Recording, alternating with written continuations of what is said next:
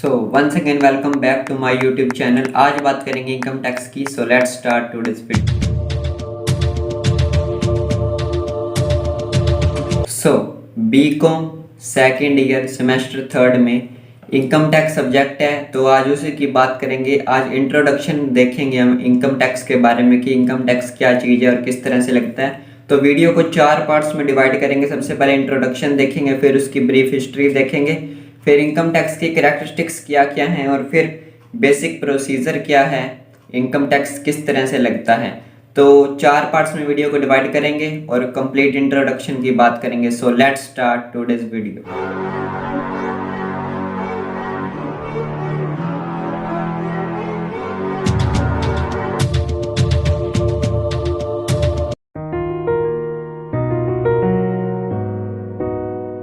So introduction of income tax की। Income tax क्या चीज़ है, तो सबसे पहले नाम से ही समझ आ रहा है। इनकम टैक्स, इनकम यानी कि आय और टैक्स यानी कि कर। की आय पर लगने वाला कर, इनकम पर लगने वाला टैक्स, तो यही होगा इनकम टैक्स। तो income tax is an important direct tax. तो जो इनकम टैक्स है वो डायरेक्ट टैक्स है।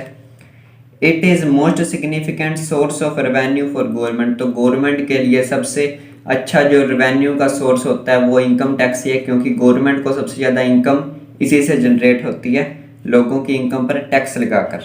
The government needs money to maintain law and order in the country, safeguard the security of country from foreign power, promote the welfare of society for other purposes। तो government को law and order maintain करने के लिए, education provide करने के लिए, social welfare के लिए, इंफ्रास्ट्रक्चर बनाने के लिए यहाँ पर इनकम चाहिए। तो वो इनकम कैसे आएगी? लोगों की इनकम पर टैक्स को लगाकर गवर्नमेंट को इनकम मिलेगी, फिर वो इनकम गवर्नमेंट यूज़ करेगी लॉ एंड ऑर्डर को मेंटेन करने में, देश की कंट्री की सिक्योरिटी को बढ़ाने के लिए, ताकि फॉरेन पावर से बचाया जा सके। उसके बाद जो भी एजुकेशन को या फिर सोशल वेलफेयर स्कीम है उन्हें अप्लाई किया जा सके। तो किसी भी सोशल वेलफेयर की स्कीम को भी अप्लाई करने के लिए मनी की ज़रूरत पड़ती है, तो वो जो मनी है गवर्नमेंट को इनकम टैक्स के थ्रू मिलेगी, जब गवर्नमेंट लोगों की इनकम पर टैक्स लगाएगी। तो सबसे पहले अगर बात करेंगे व्हाट इज टैक्स, टैक्स क्या चीज़ है, तो tax is an compulsory payment levied by the government on individual companies और other person in pursuant to its legislative authority. तो लेजिस्लेटिव अथॉरिटी यानी कि एक तरह से हम कह सकते हैं कि संविधान के अनुसार ही गवर्नमेंट काम करती है और लोगों की इनकम पर टैक्स लगाती है। और जो टैक्स है वो एक तरह की कंपल्सरी पेमेंट है जो कि सरकार के द्वारा लोगों की आय पर लगाई जाती है, चाहे वो इंडिविजुअल हो, कंपनीज हो या फिर कुछ अदर पर्सनस हो। तो यहाँ पर सेक्शन में डिफरेंट सेक्शन है इनकम टैक्स में, उसमें सभी के बारे में डिटेल्ड बात की हुई है। तो ये जो टैक्स है ये कंपल्सरी पेमेंट है, जो कि जिन पर्सनस पर टैक्स लगाया जाएगा उन्हें ये पेमेंट करनी ही होगी, उनके पास कोई दूसरा ऑप्शन नहीं है।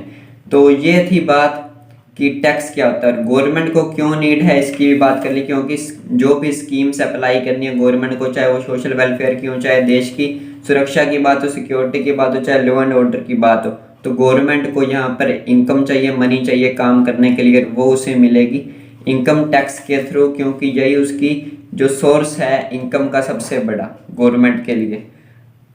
तो यहाँ पर who is liable to pay income tax, income tax पे करने के लिए कौन लाइबल होगा, इसकी बात करें तो every person whose taxable income for the previous financial year exceed the minimum taxable limit is liable to pay income tax during the current financial year on the income of previous financial year at the rate applicable during the current financial year. तो वो हर आदमी जिसकी income एक limit से को cross कर गई, क्योंकि यहाँ पर सरकार के द्वारा कुछ लिमिट्स हैं कि इस लिमिट तक यहाँ पर कोई भी टैक्स नहीं देना होगा। जैसे कि हम करंट ईयर की बात करें 2021 और 2022 की, तो यहाँ पर जो इंडिविजुअल्स पर्सनस के लिए 2,50,000 की लिमिट है कि 2,50,000 की इनकम तक कोई भी टैक्स नहीं देना। तो अगर उस लिमिट को इनकम क्रॉस करेगी तो टैक्स देना पड़ेगा। जैसे कि नेक्स्ट 2,50,000 के लिए 5% है, उसके बाद जैसे जैसे इनकम बढ़ेगी टैक्स भी बढ़ता जाएगा। तो यहाँ पर एक लिमिट के बाद जब किसी पर्सन की इनकम बढ़ गई एक लिमिट से ज़्यादा, तो उसे टैक्स देना पड़ेगा, जो कि वो इनकम पर जो उसने लास्ट करंट ईयर से, जो करंट ईयर चल रहा है उससे लास्ट वाले ईयर यानी कि जो फाइनेंशियल ईयर रहा है उसमें कमाई है, उस इनकम पर वो इंटरेस्ट देगा इस ईयर में, यानी कि जो करंट ईयर होगा। तो यहाँ पर एग्जांपल की बात करें तो अब 2021 और 2022 चल रहा है, तो 2020 से 2021 तक जो इनकम उसने कमाई है वो इनकम टैक्स होगा, वो उसे देना होगा इस ईयर में 2021 और 2022 में।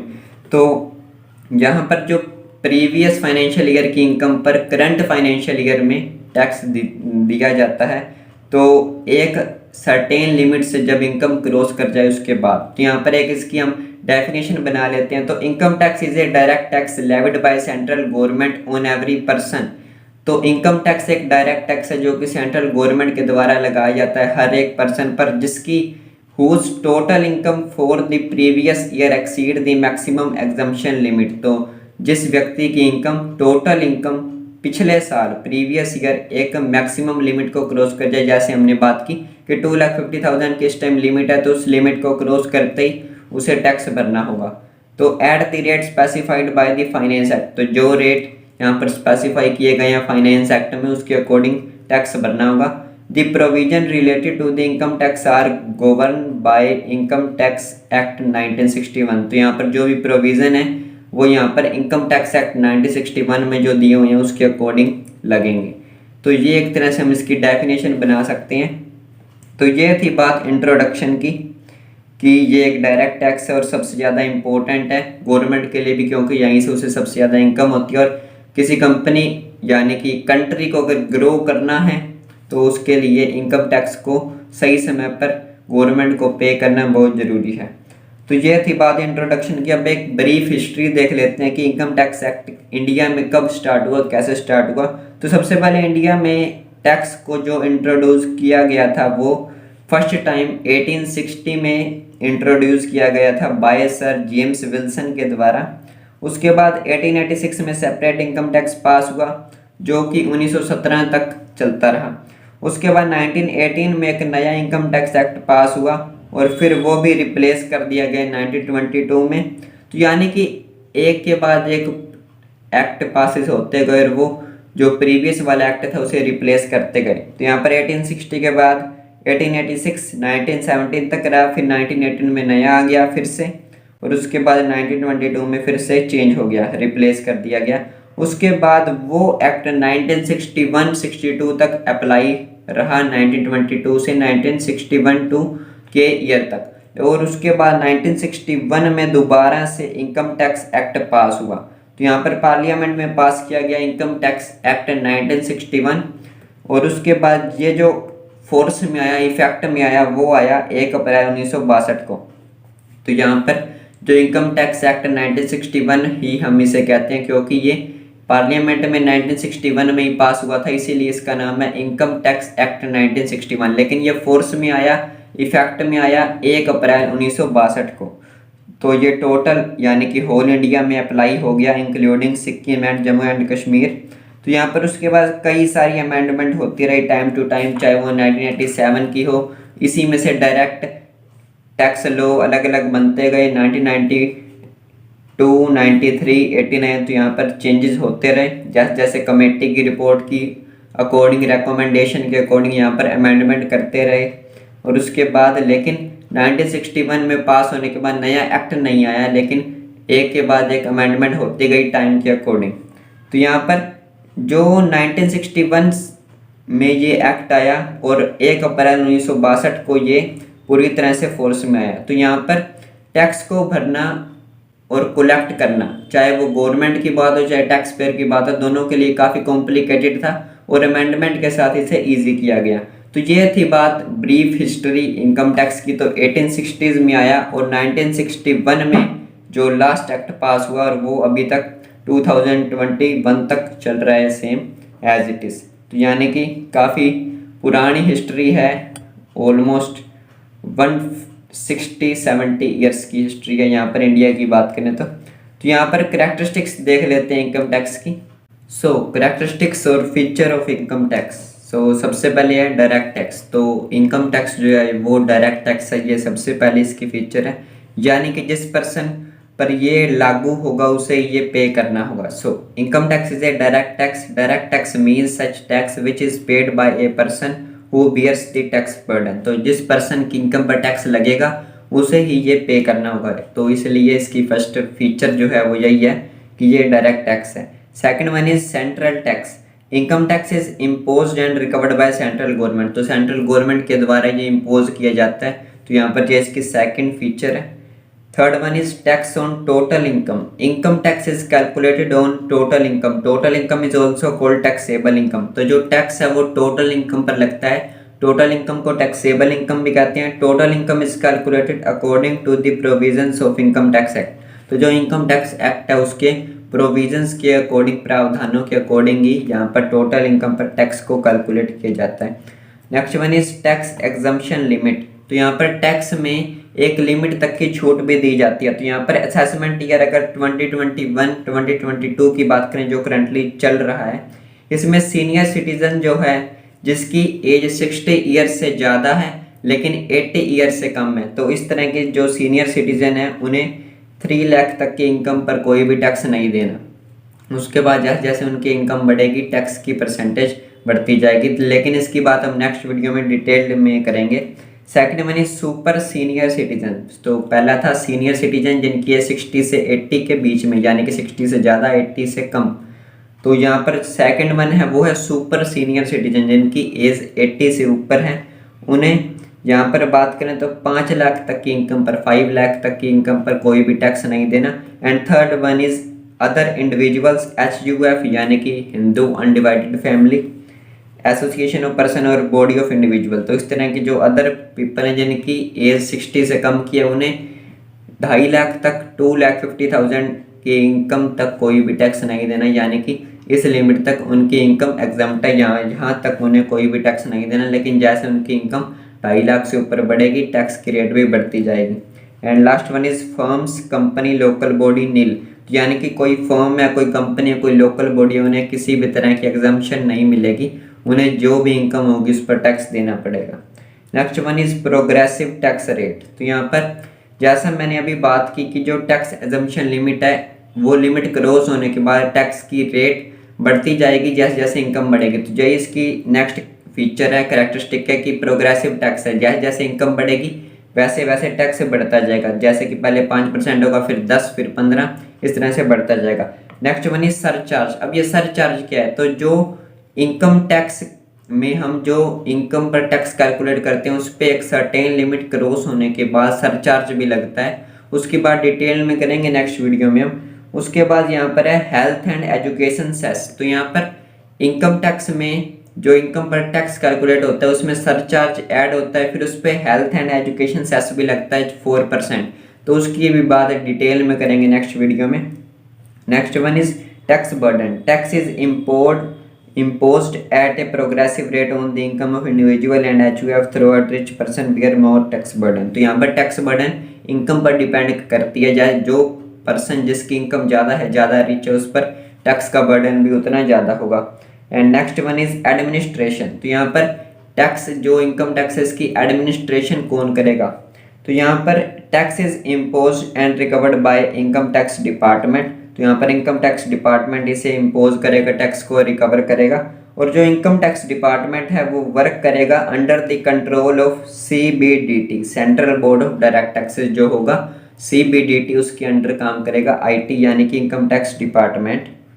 तो next one is allocation of amount of income tax. तो यहाँ पर जो इनकम टैक्स लोगों से, इंडिविजुअल से, HUF से वगैरह से रिकवर हो गया उसको किस तरह से एलोकेट किया जाएगा गवर्नमेंट्स के बीच में। तो आप जानते हैं कि एक सेंट्रल गवर्नमेंट होती है, एक स्टेट गवर्नमेंट होती है। तो यहाँ पर जो टोटल अमाउंट होगी जो इनकम टैक्स की रिकवर होगी वो गवर्नमेंट एलोकेट करेगी, सेंट्रल गवर्नमेंट और स्टेट गवर्नमेंट दोनों को मिलेगी according to the recommendation of finance commission. जिस तरह से फाइनेंस कमीशन कहेगा उसी तरह से इनकम टैक्स की अमाउंट एलोकेट करती जाएगी सेंट्रल गवर्नमेंट और स्टेट गवर्नमेंट के बीच में। तो नेक्स्ट यहाँ पर the state government will not given any share of income tax revenue from the following amount. तो यहाँ पर जो फाइनेंस कमीशन जिस तरह से बताएगा, रेकमेंडेशन देगा, उस तरह से जो इनकम टैक्स रिकवर होगा उसे सेंट्रल और स्टेट गवर्नमेंट के बीच में एलोकेट कर दिया जाएगा। लेकिन यहाँ पर कुछ 3 इस तरह के हैं इनकम टैक्स यानी कि इन 3 जगह से जब इनकम टैक्स रिकवर होगा वो सिर्फ सेंट्रल गवर्नमेंट को मिलेगा, स्टेट गवर्नमेंट को नहीं मिलेगा। उसमें सबसे पहले आता है income tax amount recovered from company. तो जो इनकम टैक्स कंपनी से रिकवर होगा वो सिर्फ सेंट्रल गवर्नमेंट को मिलेगा। Next one is amount of surcharge, जो हमने अभी बात की थी, सरचार्ज भी यहाँ पर सेंट्रल गवर्नमेंट को जाएगा। और जो हेल्थ एंड एजुकेशन सेस है वो भी जाएगा सेंट्रल गवर्नमेंट को। इन 3 चीज़ों में स्टेट गवर्नमेंट को कुछ भी नहीं मिलेगा। तो नेक्स्ट यहाँ पर कुछ और अगर इजी यहाँ पर फीचर की बात करें तो एन एनुअल टैक्स, तो यहाँ पर एनुअल इनकम पर ये लगता है जो फाइनेंशियल ईयर की टोटल इनकम होती है, तो इससे लिए इसे एनुअल टैक्स भी कहते हैं। Charge on income of person, तो जिसे इनकम होगी उस पर ये लगेगा। प्रोग्रेसिव टैक्स की बात कर ली है। और CBDT के अंदर यहाँ पर ये काम करेगा। Constituted by central government, central government इसे इम्पोज करती है, रिकवर करती है। एप्लीकेबल थ्रू आउट इंडिया, पूरे इंडिया में इनकम टैक्स एक्ट लागू हुआ है। और यहाँ पर levied by the virtue of entry 82 of union list of schedule 7 to the article 246 of constitution of India. तो यहाँ पर कॉन्स्टिट्यूशन ऑफ जो इंडिया है, भारत का जो संविधान है, उसमें शेड्यूल 7 के आर्टिकल 246 में एंट्री 82 में एक लिस्ट दी हुई है जिसमें स्टेट गवर्नमेंट की लिस्ट है, सेंट्रल गवर्नमेंट की लिस्ट है और कंकरेंट लिस्ट है, उसके अकॉर्डिंग यहाँ पर ये वर्क करता है। तो ये थे कुछ कैरेक्टरिस्टिक्स जिसे हम दोबारा से एक बार देखें। तो यहाँ पर ये डायरेक्ट टैक्स है, सेंट्रल गवर्नमेंट के द्वारा अप्लाई किया जाता है। एनुअल टैक्स है, charge on income of person, income जो होगी पर्सन के उस पर लगेगा। प्रोग्रेसिव टैक्स है, जैसे इनकम बढ़ेगी टैक्स का रेट भी बढ़ेगा। CBDT के अंडर काम करेगा और पूरी तरह से एप्लीकेबल है इंडिया में। और एलोकेशन किस तरह से होगी वो भी देख लिए। तो ये थी कैरेक्टरिस्टिक्स और फीचर ऑफ इनकम टैक्स। तो यहाँ पर basis and procedure of charging income tax, तो यहाँ पर सेक्शन 4 जो है इनकम टैक्स एक्ट 1961 का, उसमें बेसिस एंड प्रोसीजर दिया हुआ है कि इनकम टैक्स को किस तरह से चार्ज करना है। तो सबसे पहले है income tax is an annual tax on income. तो इनकम टैक्स जो है वो एनुअल टैक्स है, जो हमने फीचर में भी अभी बात की थी। Income tax, so income of the previous year is taxable in the following assessment year at the rate or rate applicable to the assessment year, however there are certain exceptions to this rule. तो यहाँ पर जो income tax है वो previous year की income पर लगेगा। जैसे हमने पहले ही बात की थी कि अगर 2021-22 का जो करंट ईयर चल रहा है, यहाँ पर इसे कहा जाएगा असेसमेंट ईयर, क्योंकि इसमें जो पिछले साल की इनकम थी 2020-21 की, उसे उस इनकम को असेस किया जाएगा, उस पर इनकम टैक्स, और इस ईयर में पे किया जाएगा। लेकिन यहाँ पर भी कुछ एक्सेप्शंस हैं जो हम बात करेंगे आगे की वीडियो में, जैसे ये थ्रू आउट दी जाएंगे हम लेसन में। तो यहाँ पर इसमें भी कुछ एक्सेप्शंस हैं कि उन एक्सेप्शन में क्या होगा कि जिस ईयर में इनकम कमाई जाएगी उसी ईयर में उस पर टैक्स पे करना होगा। लेकिन अभी तक हमने पढ़ा है कि जो प्रीवियस ईयर की इनकम है उस पर टैक्स पे करना होता है नेक्स्ट ईयर में। लेकिन एक्सेप्शंस में ये होगा कि जिस ईयर में इनकम कमाई जाएगी उसी ईयर में ही टैक्स पे किया जाएगा। So next one is tax rate are fix by annual finance act. Annual finance act जो आता है हर साल, उसमें टैक्स रेट फिक्स किए जाते हैं। Tax is charge on every person as defined in section 2 subsection 31। तो सेक्शन 2 सबसेक्शन 31 जो है इनकम टैक्स एक्ट का, उसमें किस पर्सन पर किस तरह से टैक्स चार्ज किया जाएगा उसके बारे में बताया गया। तो यहाँ पर पर्सन, हम यहाँ पर सिर्फ एक इंडिविजुअल ही नहीं है, इसमें HUF भी आएगा, कंपनीज, लोकल बॉडी, हर चीज़ आएगी। तो ये भी एक कंसेप्ट जो है ये वाइड है, इसकी बात करेंगे नेक्स्ट वीडियो में। और नेक्स्ट वन की बात करें तो the tax is charge on the total income of every person commuted in accordance with the provision of act. तो यहाँ पर एक्ट के जो प्रोविजन है उसी के अकॉर्डिंग ही जो इनकम टैक्स है वो पर्सन की टोटल इनकम पर कैलकुलेट किया जाएगा। Income tax is the deducted at the source of income और paid in advance as provided under provision of act. तो यहाँ पर जो इनकम टैक्स है वो सोर्स पे ही डिडक्ट हो जाएगा इनकम पे। तो TDS होता है, टैक्स डिडक्टिबल एट सोर्स, वो यहाँ पर हम जैसे जैसे चैप्टर्स करेंगे उनके अकॉर्डिंग बात कर ली जाएगी उनकी। तो यहाँ पर इनकम के बारे में थोड़ी सी बात करते हैं। दी total income is computed on the basis of residential status of SSC. The income is classified into following 5 heads. तो यहाँ पर जो इनकम टैक्स एक्ट है इसमें जो इनकम है उसे 5 हेड्स में बांटा गया है। वैसे हम अगर बात करें तो नॉर्मली हम इनकम कहते हैं कि किसी की अगर जॉब है तो उसे सैलरी से इनकम हो गई, किसी ने अपना हाउस रेंट पे दिया तो उसे वहाँ से इनकम हो गई, किसी की बिजनेस है, छोटी मोटी दुकान है, वहाँ से इनकम हो गई, किसी ने FD करवाई है, वहाँ से इनकम हो गई, किसी ने शेयर्स लिए हैं, वहाँ से इनकम हो गई, किसी ने लोन पर कुछ पैसे दिए तो वहाँ से इंटरेस्ट आ गया। तो यहाँ पर डिफरेंट इस तरह से इनकम होती है, लेकिन यहाँ पर इनकम टैक्स एक्ट में इनकम को 5 हेड्स में बांटा गया है। उन्हें सीक्वेंस में ही हमें लर्न करना होगा। Number 1 is income from salary, word से समझ आ रहा है, सैलरी से income. Second one is income from house property, house property से इनकम, जैसे कि यहाँ पर हम बात करें तो यहाँ पर रेंट पर जैसे हम अगर अपनी प्रॉपर्टी दें तो वहाँ से income. Profits and gains of business और प्रोफेशन, किसी का कोई बिजनेस है या फिर प्रोफेशन है, वहाँ से उसे प्रॉफिट या गेन होगा, इसे शॉर्ट फॉर्म में कहेंगे PGBP. Fourth one is capital gain, किसी ने फिक्स एसेट्स को बेचा, वहाँ से उसे कैपिटल गेन हो गया। And fifth one is income from other sources, other sources में हम यहाँ पर डिविडेंड, इंटरेस्ट वगैरह को रख सकते हैं। तो यहाँ पर 5 हेड्स की बात की, income from salary, income from house property, profit and gains of business और प्रोफेशन यानी कि PGBP, capital gain and income from other sources. तो यहाँ पर ये जो 5 हेड्स हैं इन्हें सीक्वेंस में लर्न करना होगा। तो यहाँ पर इनकम को इनकम टैक्स एक्ट में इन्हीं 5 भागों में बांटा गया है। तो यहाँ पर इन्हीं 5 इनकम पर हम टैक्स को कैलकुलेट करेंगे किस तरह से। तो यहाँ पर ये जो टोटल 5 हेड्स हैं, तो ज़रूरी नहीं है कि जो पर्सन है उसकी इन 5 हेड से इनकम हो, किसी की एक ही हेड से इनकम होगी, किसी की 2 या 3 हेड से भी हो सकती है। तो यहाँ पर ज़रूरी नहीं है कि 5 हेड से इनकम हो। तो यहाँ पर जो इनकम होगी जब हम उसकी टोटल इनकम को कैलकुलेट करेंगे अकॉर्डिंग टू दीज हेड्स, तो उसे कहेंगे टोटल ग्रोस इनकम। तो यहाँ पर उसके बाद उसमें से कुछ डिडक्शन दी जाएंगी, यानी कि उसे कुछ छूट दी जाएगी according to section 80C to 80U। तो यहाँ पर ये सेक्शन है, आगे हम जैसे सिलेबस करेंगे उस तरह से ये सेक्शन भी आएंगे। तो 80C से 80U के बीच कुछ डिडक्शन दी जाती हैं। तो वहाँ पर जो टोटल ग्रोस इनकम हम इन 5 हेड से जो इनकम निकालेंगे पर्सन की, उसे टोटल ग्रोस इनकम कहेंगे। उसमें से इन सेक्शंस के अकॉर्डिंग कुछ डिडक्शन दे दी जाएंगी और फिर जो इनकम आएगी उसे कहा जाएगा टोटल इनकम, और उस टोटल इनकम पर टैक्स कैलकुलेट किया जाए। The amount of the income tax payable is then calculated on total income. तो जो टोटल इनकम होगी उस पर टैक्स कैलकुलेट किया जाएगा according to the rates as by finance act, जो कि एक्ट में रेट्स वगैरह दिए गए हैं, to the relevant assessment year में, and the rates prescribe under different section, और जो डिफरेंट सेक्शन है उसके अकॉर्डिंग। तो ये थी बात, बेसिक बात इंट्रोडक्शन की, जिसमें हमने पहले इंट्रोडक्शन की बात की, फिर एक डेफिनेशन हमने बनाकर देखी कि किसे टैक्स पे करना होगा। उसके बाद हमने बात की ब्रीफ हिस्ट्री की, फिर कैरेक्टरिस्टिक्स या फिर फीचर, और उसके बाद basis and procedure of charging income tax, और फिर इनकम की बात की। जो 5 हेड्स हैं इन्हें सीक्वेंस में लर्न करना होगा। एक बार फिर देख लेते हैं। Income from salary, income from house property, profit and gains of business और profession PGBP, capital gain and income from other sources. तो ये 5 है, इन्हें सीक्वेंस में लर्न करना है। तो ये जो टोटल इन 5 हेड से इनकम होगी उसे कहेंगे टोटल ग्रोस इनकम। फिर यहाँ पर कुछ डिडक्शन दी जाएंगी उस पर्सन को, जो आएगा फिर उसे कहेंगे टोटल इनकम, और उस टोटल इनकम पर टैक्स कंप्यूट किया जाएगा अकॉर्डिंग टू द एक्ट में जो भी प्रोविजन है, जो भी रेट्स वगैरह दिए गए हैं।